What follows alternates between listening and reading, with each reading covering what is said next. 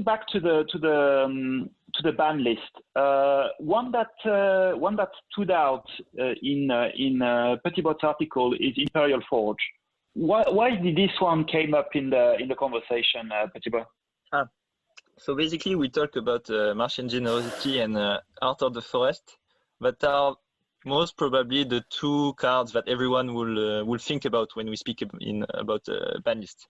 Imperial Forge, it's really subject to debate, and actually there is a big debate inside the AFK community, because some people really don't like the idea that we are banning this card.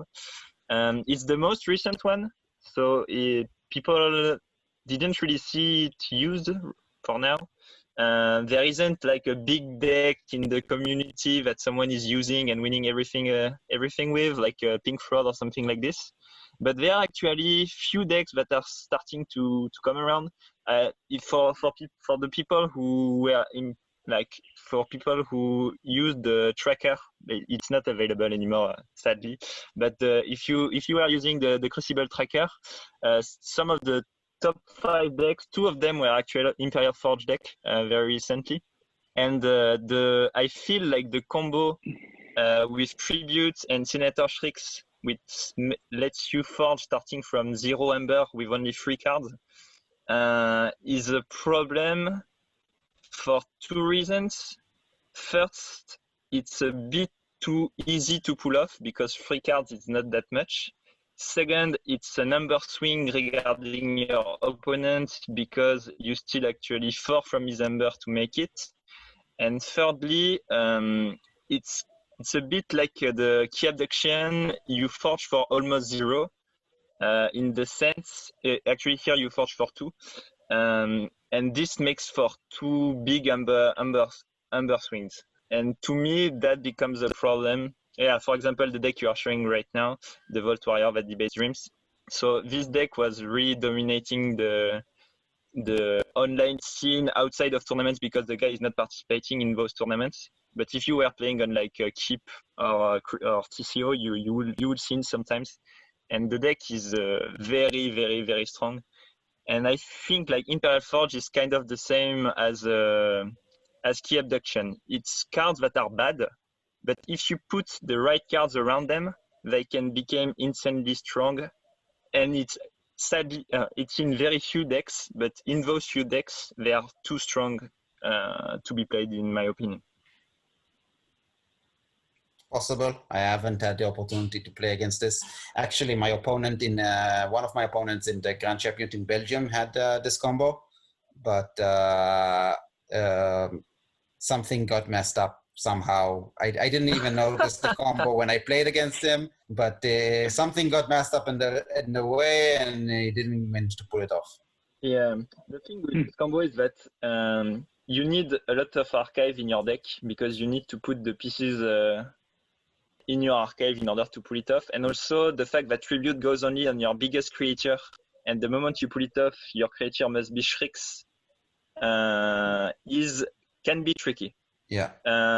You can also pull it off with Brachus, and Brachus is insanely strong because the Ember, no matter where it is, it works. Yeah. But the thing is that you cannot start from 0 Ember with Brachus because when you put Brachus when you play Brachus, you don't get 1 Ember from the Exalt, while when you play Shrix, you get 1 Ember from the Exalt, so you can go full combo starting from 0 Ember to Forge. Yeah, 0 or 1 doesn't really matter much. Yeah, exactly. So if you start with 1, Brachus is even stronger. But I don't know what you think about, because you wrote an article, I think, about Brachus and the mechanic that is that. Yeah, I don't like Brachus and Shrix. Yeah, I am the same, and I think Imperial Forge is the same way. Is that the Exalt mechanic is kind of a compensation that you are giving in order to have better effects. So for example, when you rip with Quester Jarta, you get an additional Ember, and you give an Exalt that your opponent is supposed to get back. Somehow it speeds up your game until all the Ember you've gotten through exalting comes and bite you in the back. Exactly. But if you have a way to destroy the Ember, or even worse, reuse it for your own benefit, then it becomes a bit broken. And here, it's not interactive because essentially your opponent doesn't have time to react to it. Yeah. If the combo pulls off. Exactly. So it's exactly what you are saying in your article, Aurore, is that the fact that Ember becomes an advantage while it's supposed to be a disadvantage is even worse, because in the first place it's already giving you an advantage by giving you access to stronger effects. Yeah.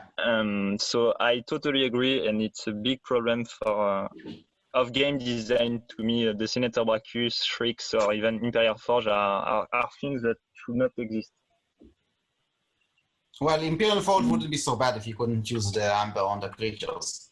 Yeah, exactly. If it just reduce the cost, then it would be fine. Exactly. If Senator Shrix or Senator Brachus didn't exist, the combo would be perfectly fine. Yeah.